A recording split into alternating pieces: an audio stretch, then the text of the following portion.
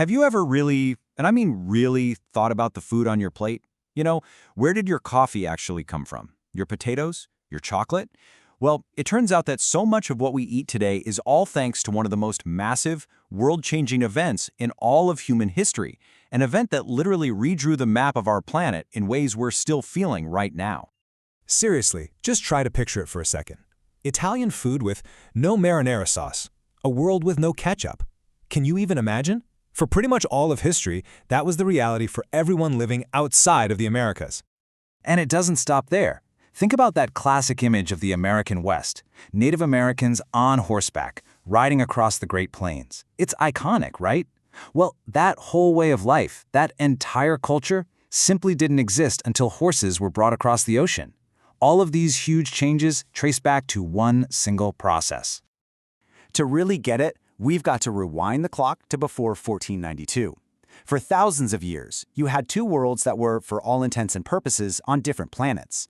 The Americas, what we call the New World, and the continents of Europe, Africa, and Asia, the Old World, were completely separate. They were two different biological and cultural universes, evolving in total isolation. And that brings us to the main event, the Columbian Exchange. It all kicked off with the voyages of Christopher Columbus, and it started this enormous two-way swap of, well, just about everything you can think of. We're talking plants, animals, people, ideas, and diseases. This wasn't just a trade route, it was like smashing two separate worlds together.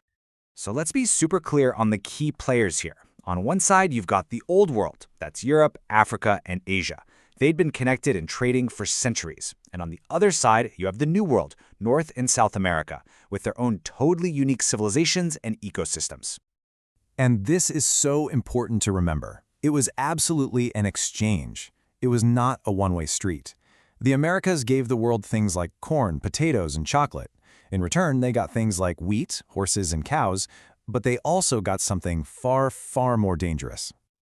Okay, let's start with the most delicious and immediate impact, food.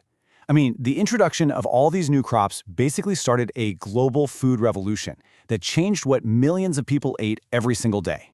And the impact was just unbelievable. Corn became a staple crop in Africa and Asia. Chocolate, which was once this sacred drink for the Aztecs, became a treat loved all over the world.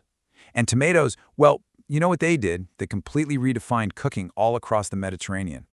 But honestly, the potato might just be the biggest superstar of this whole story. This amazing little tuber could grow in really poor soil and in cold climates where other crops just couldn't make it. It was a calorie-packed superfood that literally fueled a population explosion in Europe, helping it more than double in just a couple of centuries. But remember, stuff flowed the other way too, and animals from the Old World had a massive impact. Before the Europeans showed up, there wasn't a single horse in the Americas, but their introduction was a complete game changer. Within just a few generations, entire Native American cultures on the Great Plains had totally reshaped their societies around the horse for hunting and travel. Okay, but we cannot talk about the Columbian Exchange without facing its dark side. And it is a very, very dark side. This was not some happy story of sharing food. It came at an absolutely unimaginable, devastating cost. You see, along with all the plants and animals, the Europeans brought diseases, smallpox, measles, the flu, things that were common in the Old World but were completely alien to the Americas. The indigenous peoples had absolutely no natural immunity to these invisible killers. The result was nothing short of a demographic catastrophe. Some historians estimate that up to 90% of the indigenous population died in certain areas. This wasn't just a loss of life, it was the complete wiping out of entire societies, languages, and centuries of knowledge. It's truly one of the greatest tragedies in all of human history. And the devastation didn't even end there. The huge demand in Europe for sugar, a crop that came from the Old World but was grown in the New World, created this brutal economic machine. To work the massive sugar plantations, millions of Africans were captured, enslaved, and forced across the Atlantic under the most horrific conditions imaginable. It's just another layer of profound human suffering that is tied directly to this exchange. And the echoes of these events from 500 years ago, they aren't just in the history books. They are all around us. The Columbian Exchange isn't something that just happened in the past. It is actively shaping the world we are all living in today. This really gives you a snapshot of that whole complex legacy. On one hand, you get the creation of new global foods and blended cultures. But on the other, you have this immense destruction, the population shifts, and the horrific institution of slavery. It's a legacy of both creation and destruction, all tangled up together. So you might be asking, okay, that's all in the past. Why should I care? Why does this historical event still matter in my day-to-day life? Well, the answer is actually a lot closer to home than you might think.